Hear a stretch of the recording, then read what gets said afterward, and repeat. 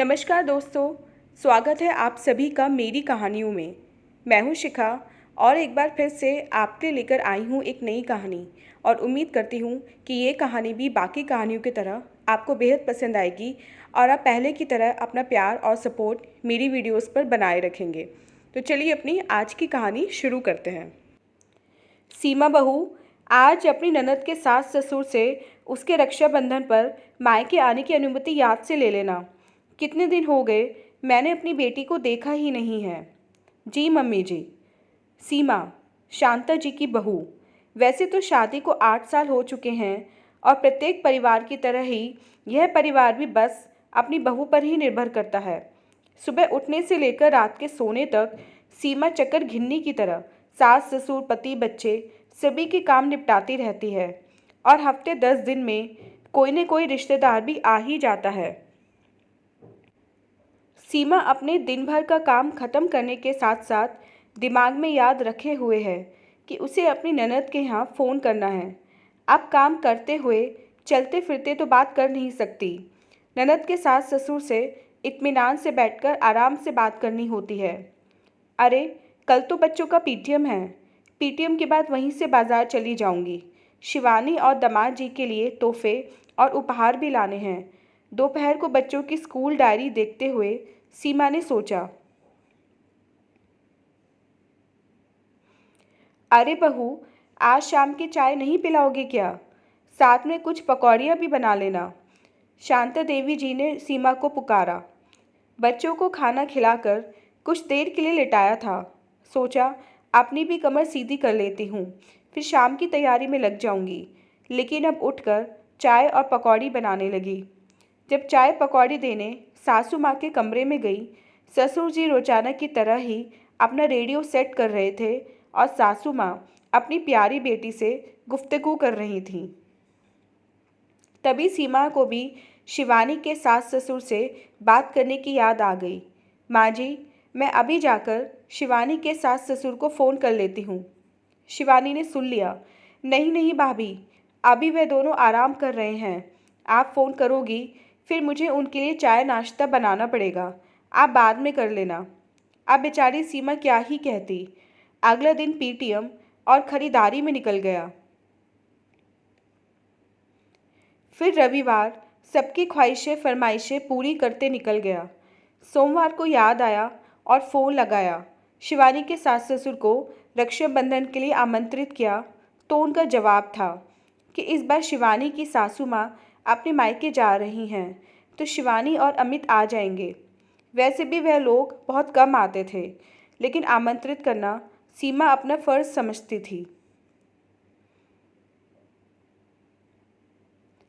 सीमा ने चैन की सांस ली कि अच्छे से बात हो गई।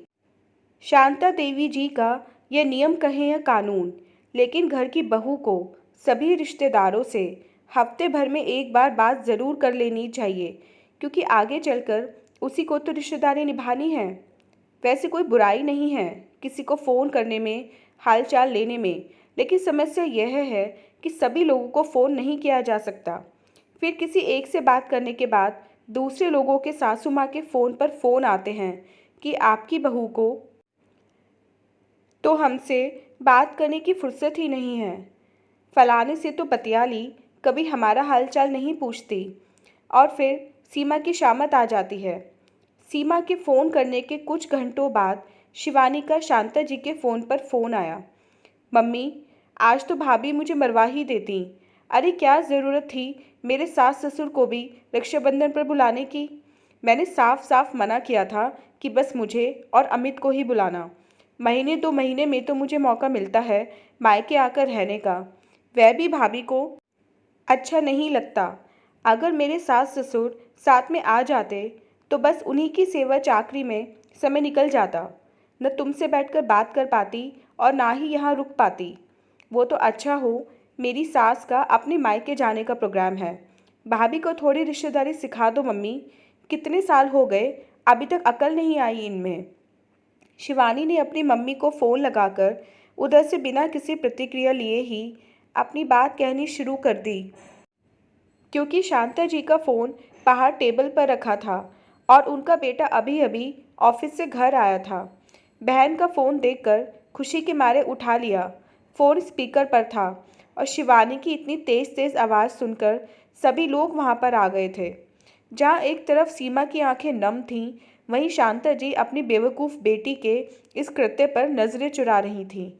शिवानी, मैं बोल रहा हूँ। भाई की आवाज़ सुनकर शिवानी को सांप सूंघ गया। क्या कह रही थी तू कि सीमा को अकल नहीं है? उसे तेरे सास ससुर को आमंत्रित नहीं करना चाहिए था। बिल्कुल सही कहा बहन, उसे बिल्कुल भी अकल नहीं है।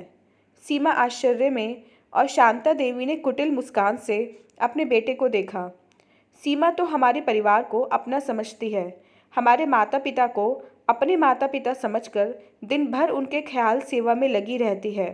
उसे तो यही लगा होगा कि तेरे सास ससुर भी तेरे माता पिता समान हैं,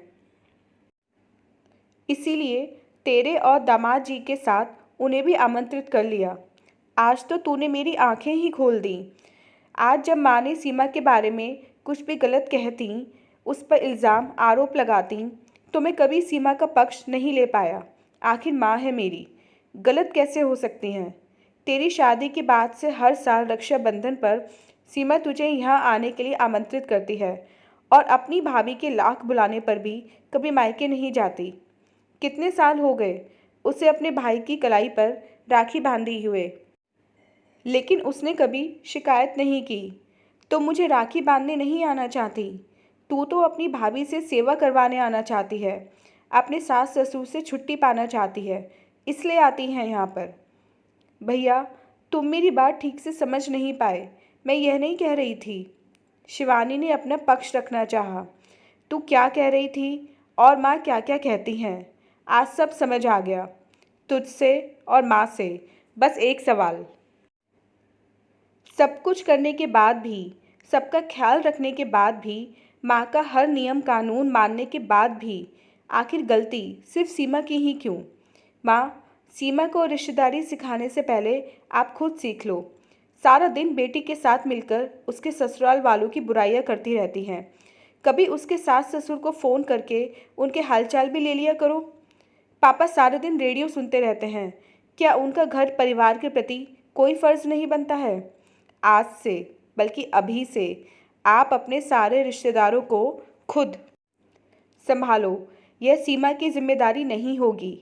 माँ के हाथ में फ़ोन पकड़ाकर सीमा का हाथ पकड़कर उसे अपने कमरे में ले गया। पति का साथ और सानिध्य पाकर सालों की शिकायतें कुछ ही पलों में आंसुओं के रास्ते बह गईं। आज सच्चे मायनों में उसे एक पत्नी होने का अधिकार मिला था।